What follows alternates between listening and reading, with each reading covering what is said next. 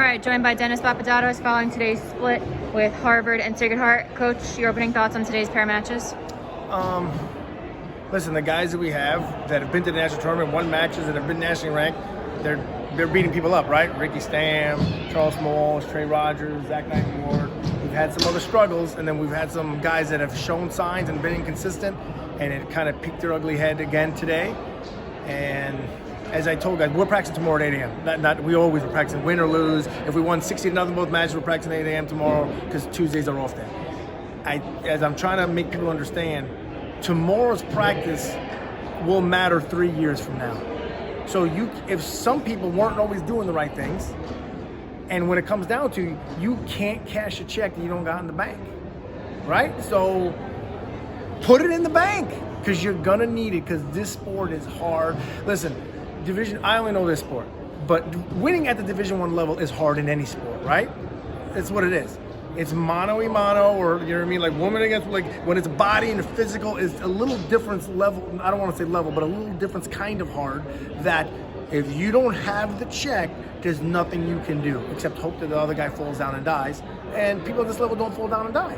So we need some guys to keep staying the course. We've had some guys that have made serious mental adjustments over the last week and a half, but it's not enough yet, right? So hopefully those adjustments start paying dividends next week and the final and EIWAs. I don't know. I'm still kind of disappointed that we lost against Harvard, but I was happy with Zach is much better than that kid, right? And one stupid move, put him on his back for 6. He could have laid there and he fought off his back, came back, won by 7. I actually am happy. I'm happier with Zach's match against Harvard than some of the other matches, right? Even though he probably should have pinned the kid, but one thing went wrong, and he still believed that he's going to come back. He was losing 6-2 and came back and won by 7, right? So those are the positives we got to take out of today. And you know, Charles and Trey, and knew they were better than the guy, and that's what you do when you're better than someone. You better than them. That's it. You better than them. That's what you do. Let them figure it out later. So, I don't know. We'll keep practice tomorrow at 8. Go ahead. I remember you mentioned earlier this season that sometimes when your guys don't get the result they want, it's because of a lack of aggressiveness. Yes. Stuff like that. And Michael Leander came out extremely aggressive in the Sacred Heart second match against Sacred Heart. Right. Is that the aggressiveness you're talking about? Yes, because he didn't do it again in the first match. And I said, dude, this is mano-a-mano. Like there is no, if you don't know, you get your head ripped off. This is warfare, unfortunately and fortunately. So, and then he, hopefully that helped him flip the switch. But he expected that he was going to beat that kid. It's easy to do it when you expect to win.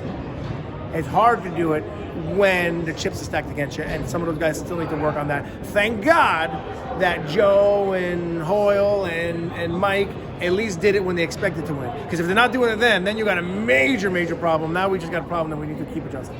If that makes sense. What would you say you were most impressed by, whether that be from the Harvard match or the Sacred Heart match? I said, like I said, Zach sticking with that. I got nervous for a second. That loss would have been a bad loss for his national ranking. It would have been a bad loss. That's the kind of loss that if you have a bad EIWA tournament, they leave you home.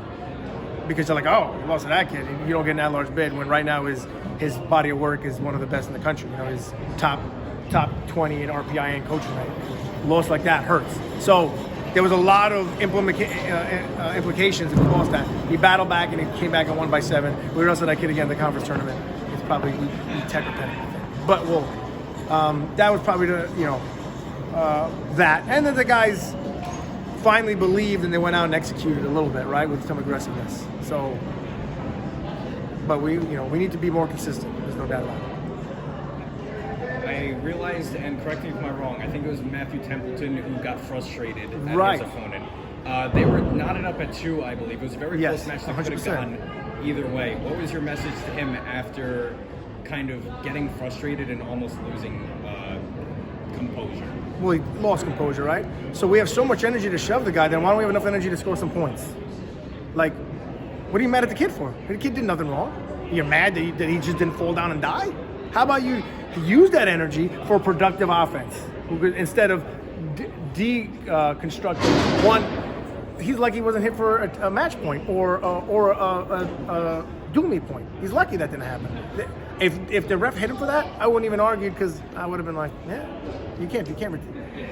The kid bullied him a little bit, but it was okay. What he did was out of line. So how about you believe that you're going to go score instead of you're showing your frustration because you don't think you're going to win now. That's why you did it. If you thought it didn't matter, you would just get up and score points and win. But you went, no, I'm not going to win. How about you need to adjust your mindset? Don't take it out on the kid. Take it out on your mindset and do something about it at 8 a.m. tomorrow. Right? He's a good kid. He's got a 4.0, but you got to be more consistent. Last question. Did you have a specific strategy going into today's matchups? Yeah. I wanted to pin 84, 97 heavyweight in both duels. We almost did it, you know what I mean? One big move kind of affected it, what do you call it? And I really thought, especially when their 65-pounder was out, it was very good. I'm like, okay, Ricky's going to major the backup, no doubt about it. 74 probably shouldn't have been wrestling today. So we were always trying to forfeit that, you know, but then that was within the team race, so we got to put him out there. I was hoping, and the expectation was we were going to pull out 41 or 57, and we didn't. And it cost us a duel, you know what I mean? So not only did not win those, we didn't get majored in those. That's a dilemma. But I thought 25 and 33 battled hard. So yeah, we need to execute like our 4 guys that are executing. So and here's what my message for the guys. So first of all, I don't like excuses, but sometimes they're true, right? And I also don't like to say I always put more blame on myself. Always, I'm the head coach. When things don't go right, it's got to be my fault somewhere. But at the end of the day, why is it working very well for 4 guys? We don't train them any different. We don't treat them any different. We don't make them they don't sit out for practice to make them feel better. They do the same things that I make them do. Why is it working for them and not for them? Is it us? Is it what we're doing? Or is it your mindset? Figure it out. You know what I mean? Like, because last year we were very good. The year before we were very good. We were doing the same exact things. Fix your mindset, you know? But it's easier to do than done because easier said than done because this is hard, man. So we'll keep working on. Hopefully they can adjust their mindset and get to in the direction where those other guys are. We're not asking you to do what Charles does, but you got to be in that direction. We're not asking you to do what Trey does. But you got to be. Trey wasn't doing that 4 years ago. He was good, but he's progressed because he stayed the course and he did everything he was supposed to do, and that's why he has a 3.97, and that's why he's in the leadership academy because you do things right, and then when you need to cash your check, there's money in the bank. Any more questions for Coach? That is it. Thank you. Thanks, Coach.